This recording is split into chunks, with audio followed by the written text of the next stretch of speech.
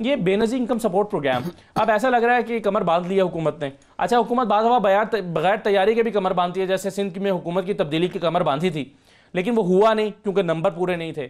ابھی بھی سعید غنی صاحب کہہ رہے ہیں کہ کیسے کریں گے, سینٹ میں جائیں گے تو وہاں تو نمبر ہی پورا نہیں ہے, کیسے تبدیل کریں گے؟ تو بغیر ہوم ورک کے یہ انیشیٹ کر دیا حکومت نے, یہ کیا ہوا؟ دیکھیے پہلی بات تو ابھی آپ نے انٹرو میں کہنا کہ ہمارے یہاں ایشوز کی کوئی کمی نہیں, اللہ کے فضل سے. آج ایک اور ایشو ہے ڈنگ ٹپاؤ, 2 دن بعد اور ایشو ہوگا, 4 دن بعد اور ایشو ہوگا, لیکن یہ انفارچونیٹلی یہ 2% کے ایشوز ہیں, صرف 2% کے. 98% کے ایشوز یہ نہیں ہیں جو ہم ڈسکس کر رہے ہیں. یعنی عمران خان صاحب نے ایک مرتبہ یو ٹرن کی فضیلت بیان کی تو اگلے 2 ہفتے ہمارا ایشو یو ٹرن تھا. کوئی کہہ رہا تھا کہ یہ یو ٹرن لینے والا جھوٹ بولتا ہے, منافقت کرتا ہے, کوئی کہہ رہا تھا یو ٹرن لینا حکمت ہے اور اس سے بڑی دانش مندی کوئی نہیں. زرداری صاحب کو جب money laundering J I T report آئی تو 18ویں ترمیم اور سندھ کارڈ آ گیا. ہر بندہ لگا ہوا تھا کہ ابھی سندھ کے تو سارے حقوق غصب ہو جائیں گے. کسی کو سندھ یاد نہیں تھا کہ سندھ کے لوگوں سے بھی پوچھو کہ 18ویں ترمیم سے پہلے کیا حال تھا, 18ویں ترمیم کے بعد کیا حال تھا. اسی طرح نواز شریف صاحب نے ووٹ کو عزت دور لگایا تو سارے ووٹ کو عزت دینا. آج ووٹر کدھر ہے, ووٹ کدھر ہے اور عزت کدھر ہے؟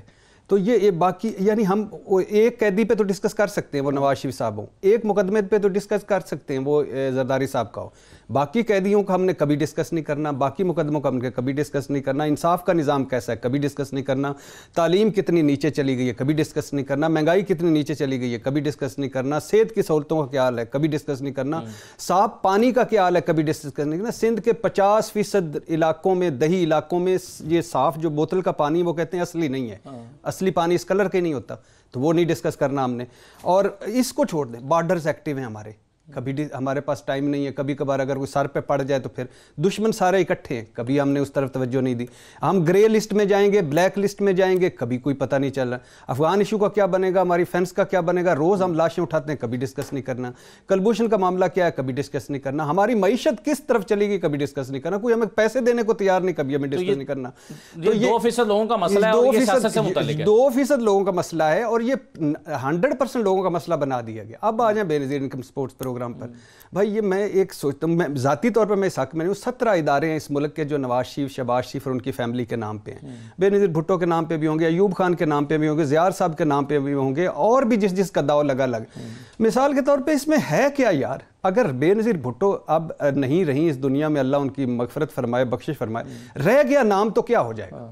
کوئی اس سے یا تو بتا کہ نام ہٹانے سے پورے ملک میں اچانک خوشحالی آ جائے گی, نہیں وہ ان کو یہ لگتا ہے, یا نام یہ رہنے سے ہماری بدحالی ہے, کیا ہے؟ دیکھیے بات بیسیکلی یہ ہے کہ آپ یا تو ہے کہ کھڑے رہیں.